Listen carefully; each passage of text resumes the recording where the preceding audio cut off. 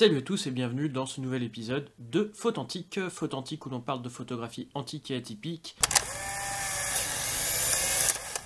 Et pour aujourd'hui, je vais vous présenter un truc que je vous ai parlé il y a peu, ce petit Diana Mini. Ça va être une présentation rapide, je vous expliquerai pourquoi à la fin. En attendant, n'hésitez pas à dire ce que vous pensez en commentaire au fur et à mesure de la vidéo. Ça aide l'algorithme de YouTube. Et pour tout de suite, voici sa présentation physique. Et ensuite, je vous montrerai les photos que j'ai faites avec, puisque je n'ai pas pu me filmer, vu que j'ai en fait tout simplement utilisé cet appareil photo là lors d'une sortie photo du club photo. Et je pouvais pas filmer aussi les autres qui étaient avec moi. Ça sera peut-être pour une prochaine fois. Mais en attendant, c'était la première fois que j'utilisais ce petit Diana Mini. Ça faisait longtemps que je voulais l'essayer quand même si ça faisait pas partie des trucs que je meurs l'envie d'essayer, comme un des boîtiers, deux boîtiers que je vous ai présentés dans des vlogs. J'ai très envie d'essayer, mais dont l'utilisation est assez atypique, comme beaucoup de choses sur la chaîne, et qui fait que je préfère pas tout casser. Celui-là, l'avantage c'est que il est très simple à utiliser, mais ça va pas sans ses défauts. Je vous avais déjà présenté donc il y a peu, puisque je l'avais emmené au Luxembourg, les deux fois au Luxembourg d'ailleurs, si je dis pas de bêtises, ce Diana Baby qui utilise du film 110, donc le plus petit Diana. D'ailleurs, il est de retour sur le site de l'homographie. Celui-là, il a très peu de réglages. En fait, pose B et puis standard, une seule vitesse, pas d'ouverture, rien du tout. Une griffe, on peut quand même brancher un flash dessus ou un déclencheur externe, ça peut sembler bizarre vu la taille, mais c'est tout ce qu'on peut faire avec. Tout ce qu'on peut faire avec, c'est bien sûr prendre des photos, mais absolument aucun réglage.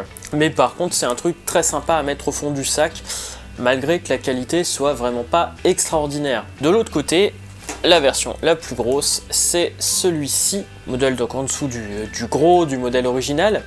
C'est un modèle donc qui prend du film 24-36 standard. Il est un peu plus complexe à utiliser, on va dire, même s'il est très simple à utiliser, comme je vous ai dit. Le film donc se charge à l'arrière. Quand on met son film, on doit ouvrir ça.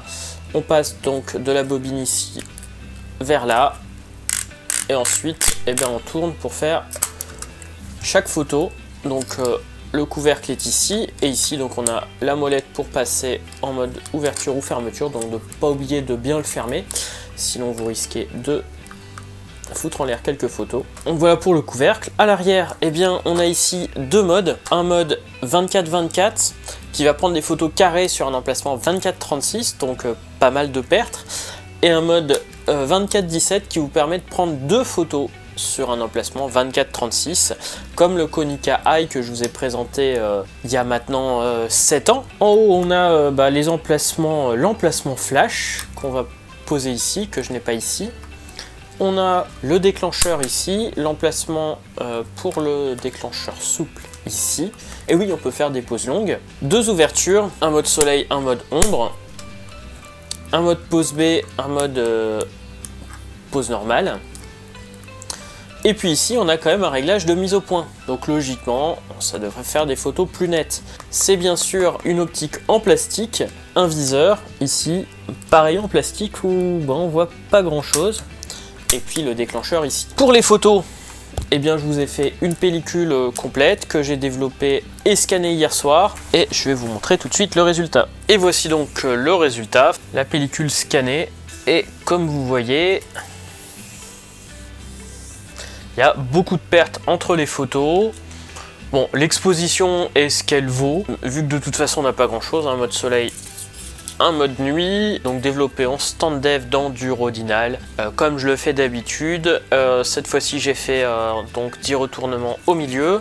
J'ai scanné aussi la pellicule d'un collègue qui était avec moi à la sortie photo, qui avait un joli Minolta, donc le développement s'est plutôt bien passé, donc aucun souci sur le dev.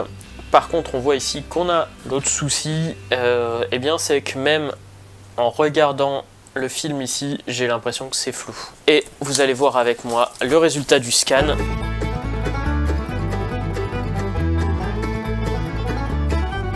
Donc même en ayant bien vérifié ma mise au point, Quand je zoome à 100%, on voit les grains d'argent du film, donc je pense pas que ça vienne de mon scan.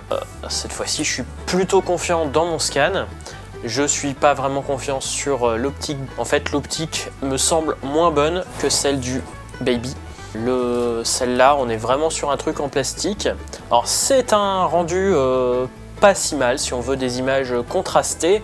Si on veut réaliser une série qui rappelle un peu le rêve, qui rappelle un peu, je sais pas, l'enfance, quelque chose justement de flou, de vaporeux, je pense que cet appareil photo là est fait pour. Ça donne vraiment un rendu particulier, qu'on peut aimer ou pas, mais c'est un rendu particulier. Par contre, eh bien, cette partie, si vous voulez du détail, malheureusement, faut pas en chercher. J'ai essayé de faire la mise au point, bon, je la fais toujours par zone, mais on est quand même à F8, je l'ai mis sur l'infini, et en fait, il n'y a pas une très grosse différence de mise au point. J'ai l'impression que les photos sont toujours floues, toujours un peu vaporeux. C'est une optique en plastique, fallait pas vouloir énormément de cette optique-là. Ça a été quand même pas si désagréable à utiliser, j'ai bien aimé quand même l'utiliser, et je pense que ça pourrait correspondre à certaines séries. Après, ça dépend toujours ce que vous voulez dire avec votre film. Ne cherchez pas avec cet appareil photo là, c'était prévisible avec un bout de plastique, à faire des photos vraiment nettes, mais par contre voilà, faire quelque chose d'un peu vaporeux, qui rappelle le rêve, etc. C'est un appareil qui est hyper simple à utiliser, il n'y a vraiment pas grand chose à faire. Vous faites une estimation de la mise au point, vous déclenchez, c'est tout. Vous savez que de toute façon, quasiment pas de réglage d'ouverture et pas grand chose à régler sinon. Et voilà, c'est un peu l'aspect de l'homographie, et je pense que ça peut être un appareil photo intéressant pour certains projets. Voilà, j'espère que cette vidéo vous aura intéressé avec la petite démo de photo. La prochaine fois, j'essaierai de me filmer. Finalement, j'ai pas pu faire une grosse vidéo comme prévu. J'ai 2 grosses vidéos tournées et une grosse vidéo en attente de tournage, puisque il faut que je nettoie bien les têtes de celui-là pour pouvoir le tourner. 3 grosses vidéos en attente d'être terminées. Vu que j'ai une formation en cours qui me prend beaucoup d'énergie, j'ai pas pu faire ces grosses vidéos. Je sais pas comment je vais organiser mon temps pour qu'elles sortent, mais en tout cas, eh bien, à la place, vous aurez 2 petites vidéos, celle-là et une vidéo de tech antique dès demain. Voilà, j'espère que ça vous aura intéressé. Je vous donne rendez-vous très bientôt. Soyez authentiques et atypiques, et à bientôt.